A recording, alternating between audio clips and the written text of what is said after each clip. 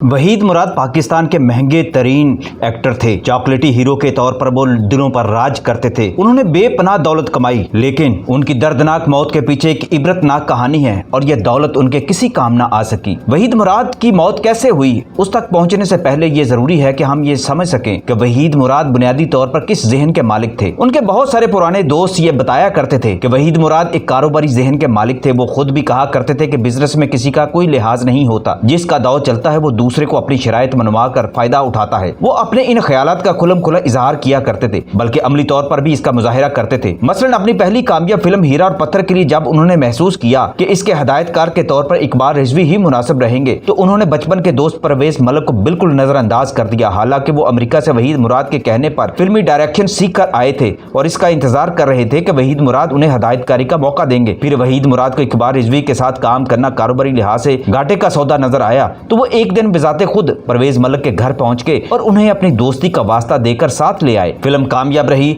जिसमें परवेज मलक की कोशिशों का इंतहाई अहम हाथ था। उन्होंने इस कहानी में तब्दीलियां भी की थी और हदायतकारी में भी बास नए तजर्बात किए थे। फिल्म मुकम्मल होगी तो वहीद मुराद ने एक मामूली सी रकम का चेक परवेज मलक के सामने रख दिया।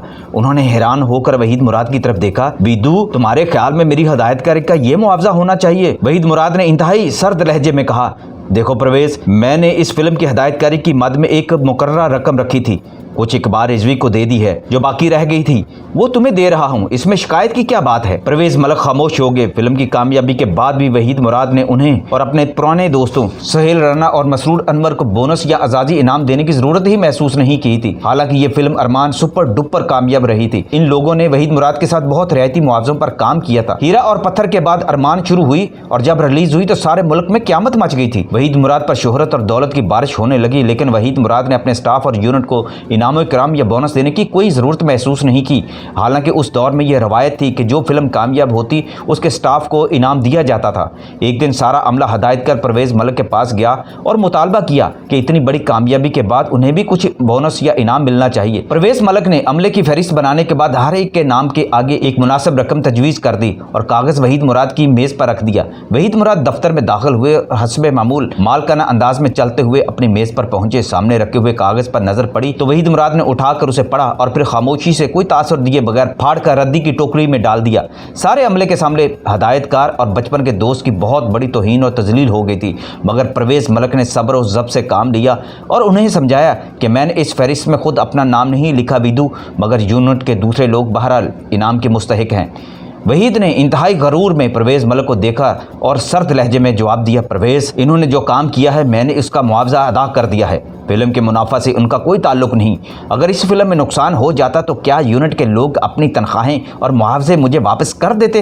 यह वाक़या वहीद मुराद की कारोबारी जहनीत को जाहिर करने के लिए काफ़ी है। वो आम जिंदगी में भी कारोबारी मसलहतों और कारोबारी चालों को नज़रअंदाज नहीं करते थे। चुनांचे वो हीरोइनों के मामले में भी वो उनसे बहुत ज़्यादा करीब होने की कोशिश करते थे और इसके पीछे भी उनका एक जज्बाती तौर पर ताल्लुक तो होता था, मगर इससे ज़्यादा वो कारोबारी मसलहत को समझते थे और वो ये जहन में रखते थे कि इससे वो दूसरे हीरोज़ के मुकाबले में अपनी फिल्मी जोड़ी को ज़्यादा मजबूत और मुस्तहकम बना सकते हैं। वहीद मुराद कारोबारी तौर पर इंतहाई शफाक इंसान थे। उनके बारे में मशहूर था कि फिल्म अंदलीब की फिल्म बंदी के जमाने में फिल्म साज राशिद मुख्तार साहब को वहीद से कुछ शिकायत पैदा हो गई। उनके वालिद सैयद मुख्तार अहमद और वहीद के वालिद निसार मुराद साहब पुराने दोस्त थे, मगर इन दोनों ने यह कहकर माजरत कर ली थी कि आप नौजवान लोग अपने मसाइल खुद ही तय कर लें। राशिद साहब ने वहीद मुराद से बात की तो वहीद मुराद ने शफाकी से मुस्कुराते हुए कहा था, राशिद साहब, ये कारोबार है, इसमें कारोबार का कोई दखल नहीं होता। कारोबार तो कट थ्रॉट का बिजनेस है। आपका बास चले तो आप मेरी गर्दन काट लेंगे, मेरा बास चले तो मैं आपकी गर्दन काटने से नहीं हिचकिचाऊंगा। राशिद मुख्तार साहब ने ये बातें अपने बहुत से प्रोड्यूसर्स को ये सुनाई। इसके बाद फिर कभी वहीद मुराद के साथ ताल्लुकात के हवाले से उन्होंने कोई बात नहीं की और उनकी दोस्ती में पहले जैसा कोई इखलास नहीं रहा था। अपने आखिरी ज़माने में जब वहीद मुराद इस बात का शिकवा किया करते थे कि देखें बहुत सारे प्रोड्यूसर और फिल्म साज उन्हें फिल्मों में कास्ट नहीं करते, तो उसकी वजह भी बुनियादी ये थी कि उन्होंने उन लोगों के साथ अपने अरूज के ज़माने में अच्छा सलूक नहीं किया था। सच तो यह है कि वहीद मुराद को कामयाबियाँ बहुत आसानी से मिल गई थी।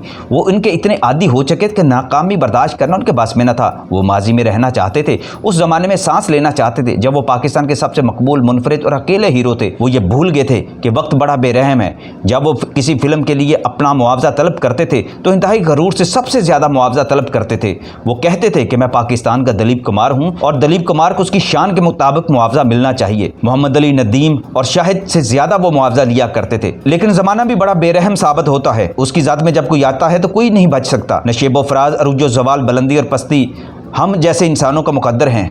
काश वो ठंडे दिल से गौर करते तो उन्हें एहसास हो जाता कि कुदरत ने उन्हें सिर्फ एक सहूलत से महरूम किया है। वो सिर्फ अदाकार के तौर पर गैर मकबूल हुए थे, जो कि अक्सर अदाकारों का नसीब होता है। दूसरी तमाम नेमतें उन्हें हासिल थीं, दौलत सरबत उनके पास थी, कोठियाँ उनके पास थीं, मगर वो सिर्फ एक महरूमी को दिल से लगा कर बैठ के और दूसरी ढेरों सारी नवाजिशों को फरामोश कर बैठे थे, और यही उनके जवाल और बिल आखिर मौत का सबब बन गया था।